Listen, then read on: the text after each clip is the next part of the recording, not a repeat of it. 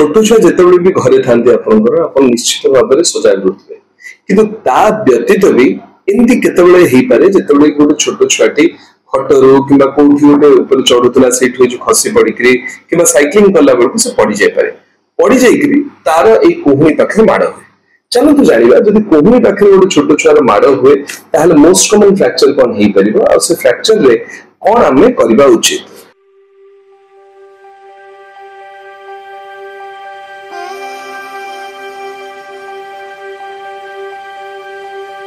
छोट छुआ जिते पड़ती हाथटा को एमती सीधा करके पड़ती माने जहाँफल से तले न पड़तु निज को बचापे हाथ को सीधा करके पड़े तो से कौन करती यूजुअली नॉन डोमिनेंट धर मु डाहाण हाथटा को अधिकांश व्यवहार करूँ बाँ हाथटा को धरिक अटकैया चेष्टा करी पड़िया तो मुझे हाथटा को भारा देवी ये जो हाथटी को भारा देला बेलू आमर ये जो कोहुनी जस्ट ऊपर जोटा कि सुप्राकंडाइलर रीजन कहुए ह्यूमरस ये जो हाथर हाड़ को ह्यूमरस कहुए और ह्यूमरस सुप्राकंडाइलर रीजन जो हाड़टी रही से जगह गोटे छोटिया फ्रैक्चर हो पाए। यहाँ फ्रैक्चर बहुत गुटे कारण अच्छी पाखापाखि 50 ରୁ 60% छोट छुआ को होता फ्रैक्चर मान भर सुप्राकंडाइलर फ्रैक्चर पाखापाखि 50 ରୁ 60% से फ्रैक्चर होता है। साधारणतः पुओ पिला मानकर बेसी हुए देन झील पिलांकर जदि आम देखा कौ बयस सब अधिक हुए तो 5 ରୁ 8 वर्षर छुआ मानकर यहाँ अधिक कॉमनली देखा जाए। आ तार कारण यहाँ कि जितेबाला जो आप हाड़टी को आप देखिए से तलू को आसिक जितेबाला कोहुनी पाखापाखि पहुंची से आउटे पतला हो जाए तेणु से जगह फ्रैक्चर हवाटा बहुत कॉमन जिनस छोट छुआ क्षेत्र में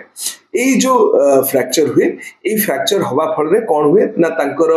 से जो खंडटी आग पछ हो जाए से आग पछटा दुई प्रकार हो पाए हाथटी भांगी होकर आग पछ हो पाए कि हाथटा पूरा सीधा होकर आग पछ हो पाए। 95% होता जिते सब फ्रैक्चर से हाथटा सीधा होकर आग पछ हो पाए मान से जो भांगा पीसटा आग पछ हो पाए। ये जो 95% आग पछ होते कहुए एक्सटेंशन टाइप आरटी जो भांगी होता हाथ जो 5% जाए से कहुए flexion type. Extension type most common extension type किसी प्रकार अच्छी पाखापाखि 4 प्रकार अच्छी जो 4 नंबर संपूर्ण भाव से ऊपर भाग सहित संपूर्ण भाव विच्युत हो जाती जहाँफल ये जो निश्चित भाव में आमको गोटे सर्जिकल फिक्सेशन करने पड़े जितेबाला एमती हुए ताहले आमर संभावना यहाँ अच्छी कि से जो हाड़ खंड गुड़िक आग पछ होटा रक्तर जिते सब ये जो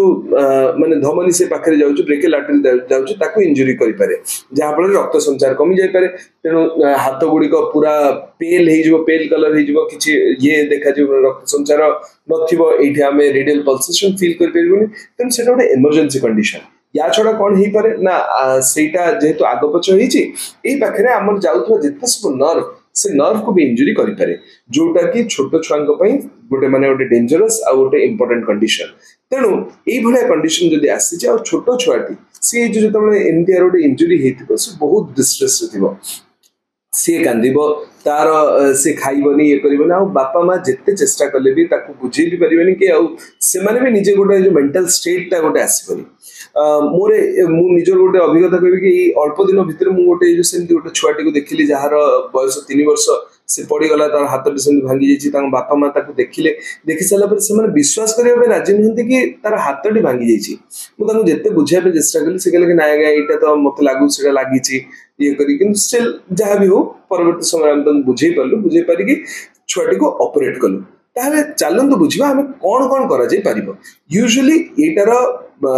जो माने अनडिस्प्लेस्ड थी जदि से कौन भाव में मुवमेंट जदि है ताहले आम कौन कर गोटे जो कास्ट दे पार लंग आर्म कास्ट दे पार देकर छुआटी को छाड़ दे पार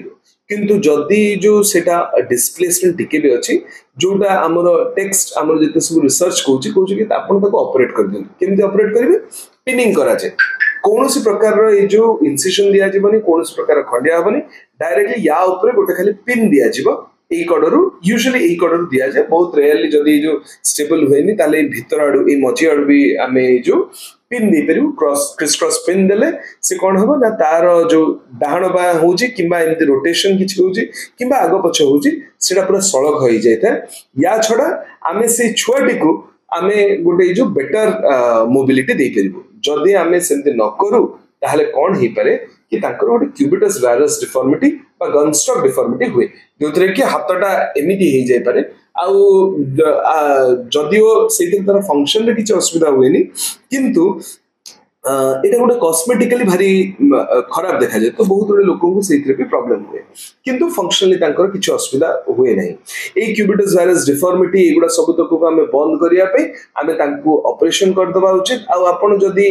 कौन गोटे छुआटी को देखुं जार एमती होते जिते शीघ्र हो पार जो गोटे हॉस्पिटल को लेकिन आसतु जो तार असेसमेंट करी स्लैब लगे आउ परक्यूटेनियस स्पिनिंग करके सुस्थ कर आशा करुच्ची इनफॉरमेशन टी आपको भल लगी जदि आपन किसी या विषय किसी जानिबार अधिक थाए निश्चित भाव में आम कमेंट सेक्शन में लिखिक जनातु धन्यवाद।